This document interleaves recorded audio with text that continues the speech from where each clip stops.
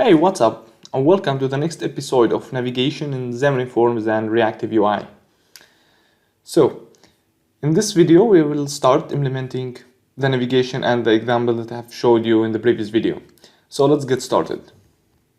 First, I'll go to App Bootstrapper. As I've mentioned in the previous video,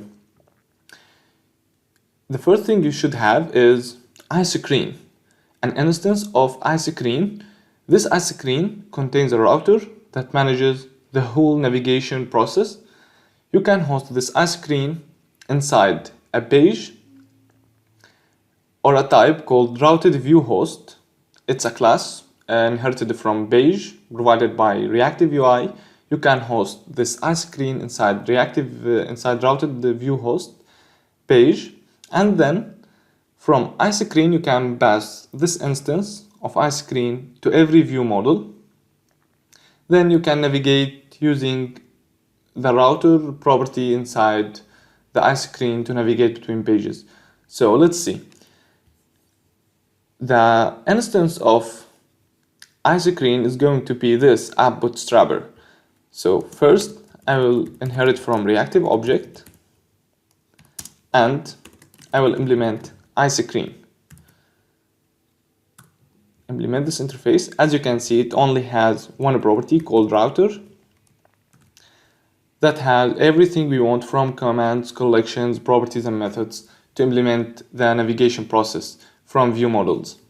IScreen is the root of the navigation. So in the constructor, I'm going to initialize the router, saying equals new routing state. Okay. And also, what I'm gonna do is to register the current instance of IScreen in the splat locator. I will say locator dot splat. Okay. Current mutable dot register constant. Register constant mean it initializes a new instance and put that instance inside the locator. When you access it from any view model or any class, it simply gives you this instance. It doesn't create a new instance every time. You can say it's like static. When you create your project, the static variable initialized once and it's still alive the whole lifetime of your application. So type of IScreen. So what I have done here is I registered the current instance, which is of type IScreen, in the splat locator. Now, the second thing we should do is set the main page to a new instance, the main page of the application to a new instance of RoutedViewHost, which is a page, but with multiple functionality that can be host IScreen, and it reflects all the changes that happen inside the router of IScreen to the UI. So I will create a function, call it returns page, create main page, and what it does is simply return new routed view host. Okay. Now let's go to the app.xaml. Here I'll put var bootstrapper equals new, and let's replace this one with bootstrapper.create main page. Okay, this is the first part. Now the second thing we should do is simply create our view models and pages, pass the instance of IScreen to each view model, and route or navigate from one page, one view model to another using the routing state or this router property. So I will save that. I will go to view models and create first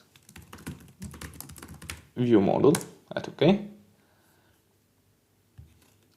public reactive object. Now, because this one is navigable view model, you should implement ReactiveUI Okay, ReactiveUI interface has two properties. The first one is a URL path segment. You can consider it like as the title, so you can put anything. I will say first page. And host screen is the instance of iScreen, which is the app bootstrapper that contains the router that allows me to navigate between pages. So it's a read-only property. Now inside the constructor, I will pass dependency injection instance of screen. I will put its default value to null. Then here I will say host screen equals to either screen. If it's null, get the value from locator dot current dot get service, get the service of type iScreen, which will return the instance of app bootstrapper. Okay. Now, as you have seen in the first video, I will write a message and send it to another view model just to learn how we can pass parameters between pages or view models. So I will create a very basic string property called message equals string.empty public string message get message set this dot rise and set if changed message and value. Okay. Also, we should create a comment to, when I click on a button in the page, execute this command that will navigate me to the second page. I will call it navigate comment. Okay. Now, the last thing we should do in this function is to initialize this comment.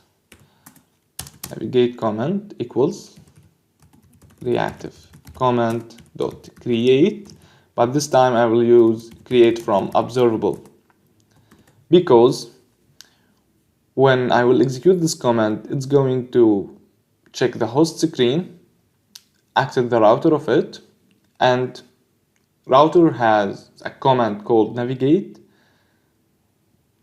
that returns an iObservable of type ReactiveUI. So you can see like this. It should return an observable. So I will say return host screen dot router dot navigate dot router. As you can see, has multiple commands, multiple functions and properties. Navigate allows you to navigate and reset, like to navigate to the next page and reset the navigation stack, so you won't see a back button. This is, for example, when you are clicking logout, you will have to navigate to the sign-in page and clear the navigation stack so the user cannot navigate back to the main page. Navigate back, navigation change, which is an observable. You can subscribe to it to track any change that happens in navigation, or navigation stack to access the collection that contains all the routable view model or the instance of view model that you have navigated to before. Now I will use navigate.execute. Execute takes a parameter ReactiveViewModel, which is the instance of view model I want to navigate to. I will say new second view model. I will create in a moment, and I will pass to the constructor. Sorry for that. The message. Okay, the first view model is done. Now let's create the second one. Second view model. Again, we should repeat the same steps. Reactive object and implement iScreen. Sorry, ReactiveViewModel. ReactiveViewModel. Implement the interface.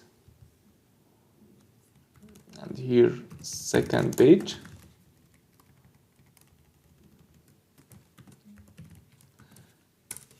Now in the constructor, iScreen equals null, and also we need to receive a message from that page. You can receive any object you want, and this way you can transfer data between view models that you want to navigate to and from. Now let me copy this line and also the message.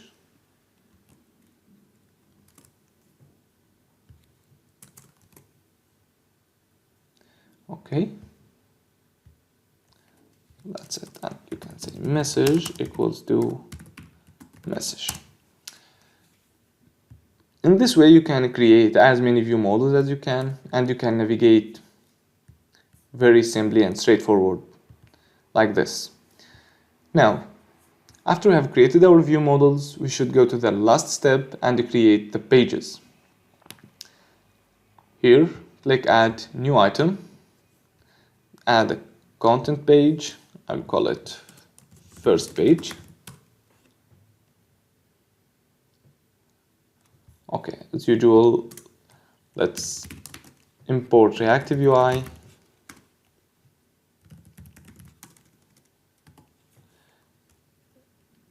ReactiveUI.Xamarin.Forms and import ViewModels namespace. Okay, now let's change the content page to ReactiveUI content page. UI content page, and it's a generic class, so we should define the type of a view model it receives using type arguments. View models called first view model. Now let's go to the code behind file to change the root as well here to reactive content page.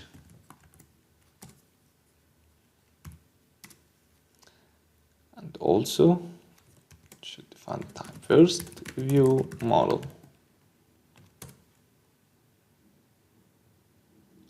Okay, now I can add here an entry. Text is binding to message.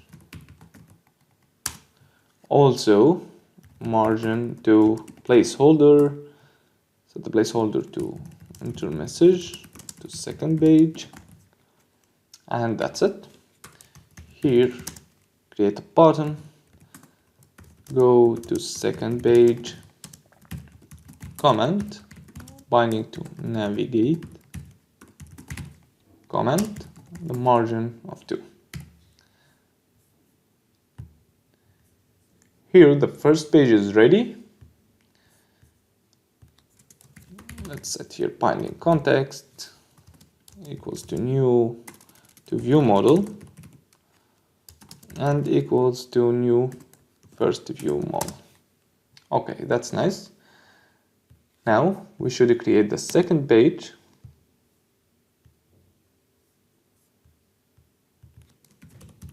Second page. Now I will copy this to save some time. Okay, change this to second view model and go to the code behind file.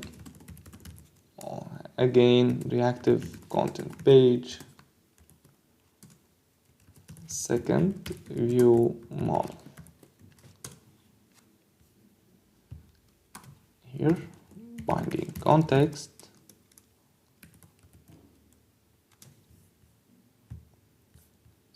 Say binding context equals view model equals new second view model, message is null, and IScreen will get the value from the locator. Okay, the pages are ready, view models are ready. Now,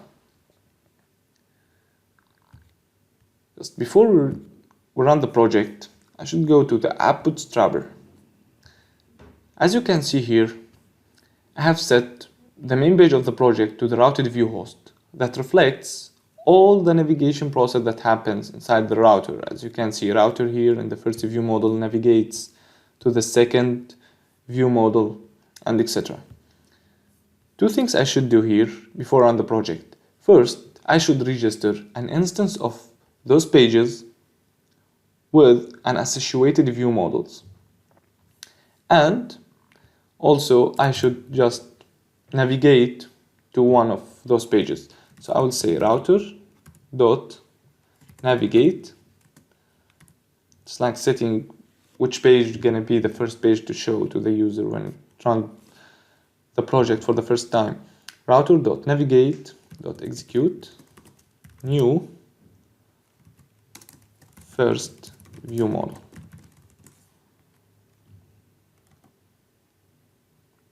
Now, the navigation process is very easy and straightforward. Simply just create an instance of the view model you want to navigate to. But you should register those view model with the associated pages here. I will create a basic function, call it register views. Now you can say locator dot current immutable dot register. The type is new first page.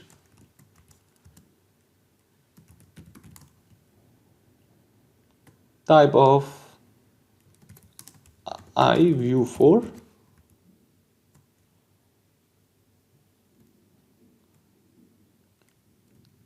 First view model. Okay, what does this line mean? IView4 is an interface that the reactive content page implements. Okay, so it is just the basic class of reactive content page. So for every time, and sorry, IView4 for first view model. Now every time I initialize a new object first view model that of course implements iRoutable view model, in the navigate command in the router, it looks for the associated view, which is IView4. Now the instance of it is first page. So when you create new first view model, it's going to create new instance of page and navigate that in the UI.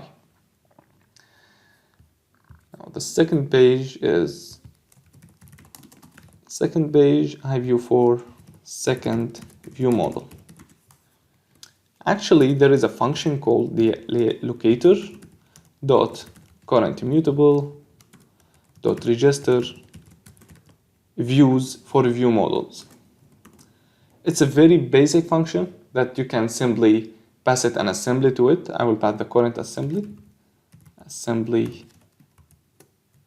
dot get executing assembly, which is the current one. What this function does is it does this for you. It goes to the pages here. It gets all the type using reflection, all the types that implements IView4, like reactive content page. So in this case, it will register exactly like this. It will do this for you. It will say new first page for each IView4 first view model. It checks all the page inside your assembly. So, but I prefer to use this just to make things clear for you and to understand what registering views for view models means. So you can use either to register every page individually, or you can use register views for view models. Now we are ready to go. So let's run the project and see the result. But before that, we go to the second page here. We just to bind the text of this to the message received from the first view model. Binding to message, and that's it.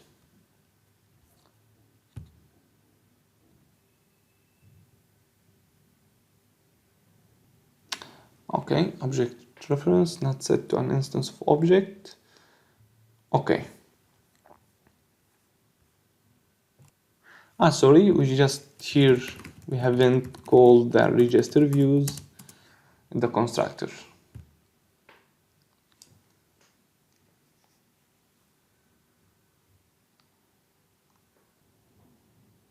Okay, here we go. As you can see, it's a navigation page. This is the main part of the whole navigation process in the UI, the routed view host, and it reflects all the changes happened inside router on the UI by when I called here router.navigate.execute a new first view model. It looks for the instance of page that associated with first view model, which is the first page, show it in the UI. Now I can type anything here like hello from first page and click. Go to second page. Okay, here we go. Now the first view model has been added to the navigation stack in the router. You can remove it.